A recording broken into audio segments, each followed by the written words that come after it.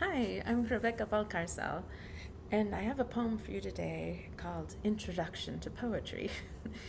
And it's part of a collection online called Poetry 180, and it's a collection of 180 poems put together originally by Billy Collins.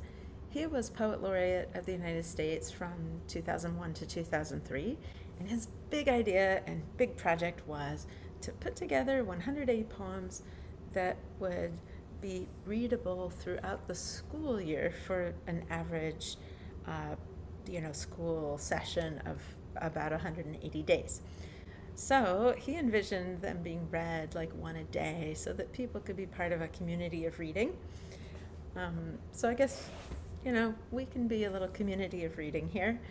And this is number one in that group. So Introduction to Poetry. Oh, and it's written by Billy Collins himself, the person who originally collected all 180 poems. All right, so number one, Introduction to Poetry by Billy Collins. I ask them to take a poem and hold it up to the light like a color slide, or press an ear against its hive. I say, drop a mouse into a poem and watch him probe his way out, or walk inside the poem's room and feel the walls for a light switch. I want them to water ski across the surface of a poem, waving at the author's name on the shore. But all they want to do is tie the poem to a chair with rope and torture a confession out of it. They begin beating it with a hose to find out what it really means. This poem purports to say what Billy Collins wishes readers would do with a poem.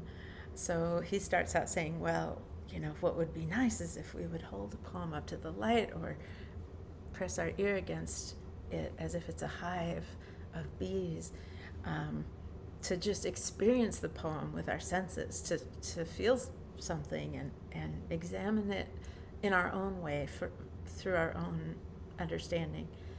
Without worrying about what experts say, what essays written about the poem say, but just to encounter the poem like directly. Then he talks about dropping a mouse into a poem and watching him probe his way out. And that is such a fun image. It's playful and it's a puzzle.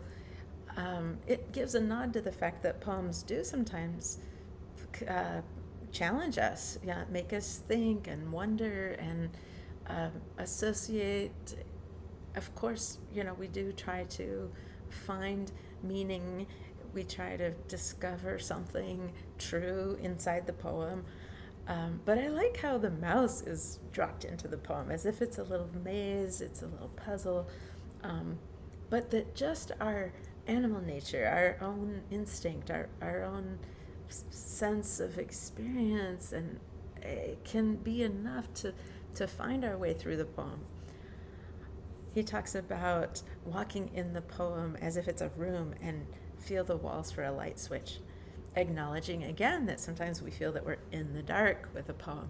We're confused by the poem, but you feel around and find a word, a line, an image that shines a light for you and helps you see more about the poem. I want them to water ski, he says, which is such a physical and kind of fast, happy, athletic experience. To experience a poem like that, the surface of the poem you can have fun with. You can, you know, I guess he's hoping that we have an experience with it like water skiing on it, waving at the author's name on shore. And here the author is decentralized, like the author's over there on the shore, and we say, hey, I see you, but you're not the main point here, right? If you're water skiing, people on shore, they're just going by fast, like they flip through your vision. So this is in contrast to what often happens with poetry, is when we try to delve into the author's life and understand all their psychology so that we can have more understanding of the poem. And that's, interesting and valid too. But Billy Collins in this poem is saying, it's okay to just kind of leave the poet to the side, let the author's name be over there as something that we fly by, because we're busy with the poem. We're busy actually experiencing the poem. And then we have this but, and here's where, we've gone along through the poem several stanzas, and just at the end, it turns. And he says, that's what I wish people would do with poetry, but usually what they do is tie the poem to a chair and like torture it to get a confession out of it so that they can know what it really means. And this is a bit of a little bit of a poke at teachers like me or scholars who sometimes really grill the poem and really turn it into a torturous experience and, emerge with some kind of message that we're just going to tell everybody like we have the answer to the one true meaning of the poem.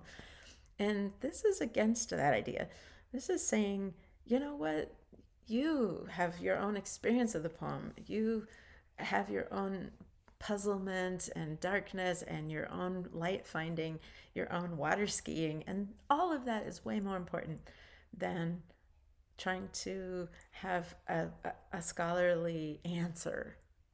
Although, I have to say, as a bit of a scholar, I enjoy reading about other people's experiences of poems, of critics' experiences. I like reading essays about the author.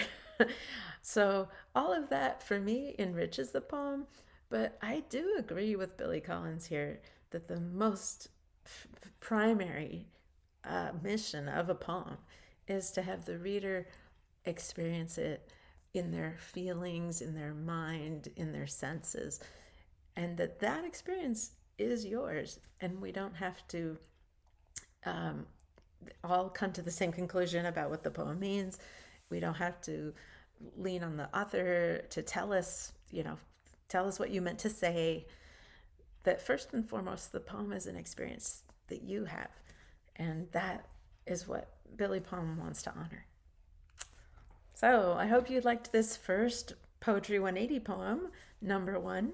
If you want to read more of those poems, just Google Poetry 180 and you'll notice that it's created by the Library of Congress because it was the project that he did as Poet Laureate of the United States. So I hope you'll find some more poems in there and join me again for another poem soon.